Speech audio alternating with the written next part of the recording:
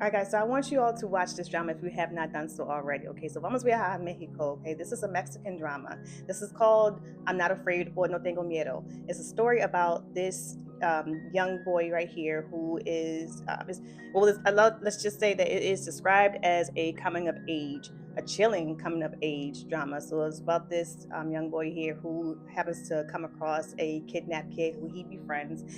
Him and his friends, this what young boy's name is Miguel. Him and his friends then tried to uncover, basically investigate the story of what happened, and along these lines, it unravels like a whole onion of like secrets, lies, um, just like crimes, things like that. So the story is pretty. It is pretty chilling when you think about it. So they were right in that description there.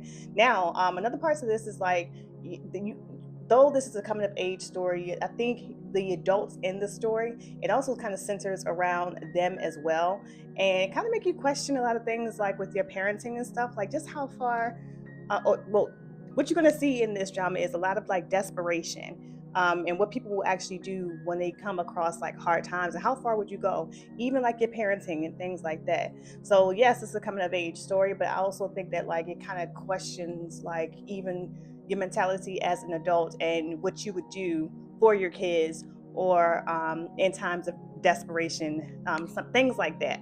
So this drama was set in the 80s in Veracruz, Mexico, when there was the World Cup in like 1986, I think it was. And so everything is kind of like centered, like that World Cup is kind of centered around this as well. But I like the way they did this story too, because it's like, although their present is 1986, but it kind of like jumps back in time, like when certain things unravel, it kind of like leads you up to like how like certain little pieces are aligning with what they're uncovering with that. So you know what, if you like the story, if you've seen the movies, Stand By Me, or like The Sandlot, more like Stand By Me than The Sandlot, or if you've ever seen more recently the show On My Block, like this is the type of like coming of age I think we can kind of like you can kind of like resemble, or kind of compare it to, not even really compare, but just this is the energy that is kind of giving, because they have a great camaraderie as friends here, even like one that was once a bully, how they come together, and how how they're just going about everything. Like you can kind of, in this show, you would think to yourself too, like the kids are smarter than these adults. All right. It is just insane, some of the things that these adults are doing. It is really chilling just in that sense, because it's just like, oh, like a lot of, I was on like pins and needles on a lot of these scenes. Now, when I saw this, when I first like saw the description of this storyline, I thought it was going to be something a little bit different. Like I thought it had more to do with like like spirits and stuff like that, just because of the title itself.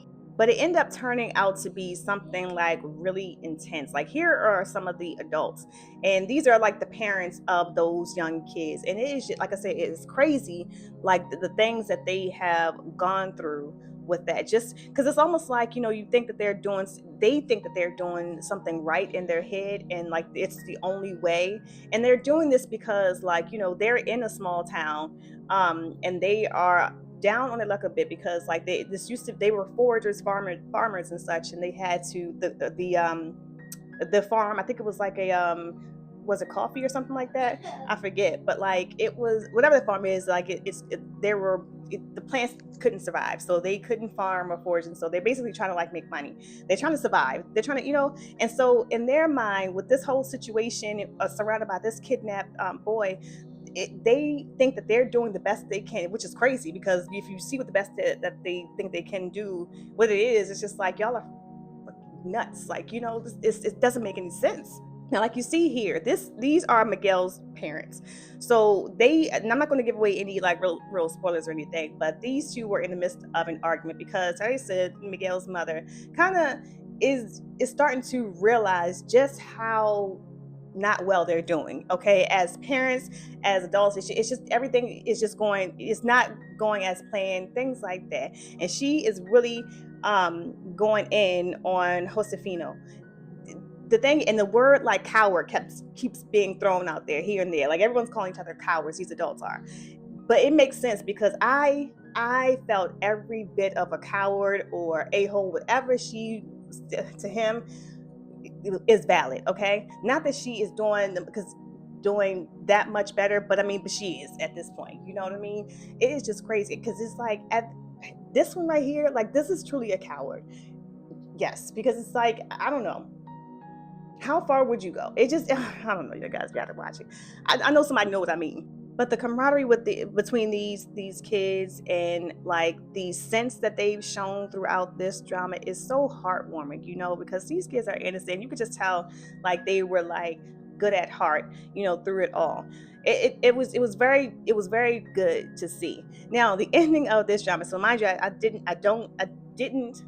read the book. Okay, so I don't know if the ending is if it's the ending of this is true to the ending of the book. I have no idea. However, the ending was like a little bit of a I don't know, like a shock because it's like everything was intense with this drama. Everything was intense, but then you get to the end and you think you're about to climax, and it's just like it's like if you're dreaming and you're getting to the best part, and somebody slams the book and wake you up, and it's just like, oh shit, okay, yeah, what was going on? Because it's like you have the story. So the title's like I'm not afraid, but I don't know like how I don't know. It's just that like in the end, I feel like that it was you were getting somewhere, and I guess you were thinking that it was like about something, but then you realize at the end it's just like, okay, wait a minute, maybe this is this. I'm supposed to learn a lesson, you know. So that's why I'm like, okay, it's like somebody like wakes you up, and it's just like, oh wait a minute, I was doing something else. So I guess I was trying to understand another lesson. Does that make sense? I mean, the ending was to me was just like abrupt. Um, but anyway, overall, I like this drama. I really like it a lot. It is a good story to watch. It is pretty chilling. So kind of brace yourself, especially if you are a parent. If you've seen it, let me know what you think about it. Let me know in the comments what you think about this drama, or if you want to watch and follow for more.